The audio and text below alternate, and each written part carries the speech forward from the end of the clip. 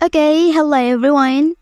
Here I want to provide a tutorial on how to move Google account on Realme C67 device. Well, moving a Google account to a new device enables users to maintain a consistent and synchronized digital experience, transfer their data and settings between devices, and ensure enhanced security and control over their account. Okay, and then here are the steps. First, open Please Settings menu on your device. Well, after that, here you can scroll down. After that, select Google option. Okay, and then here you can press Sign in to your Google account. And then here you can enter your email address.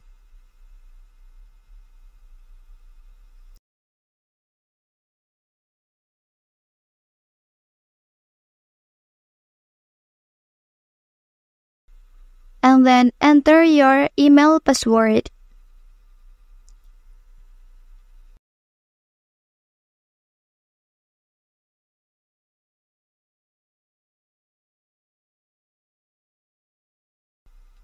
And then here, click I agree, and then wait a process. Okay, and then you can click Not Now. After that, scroll down and then press Accept.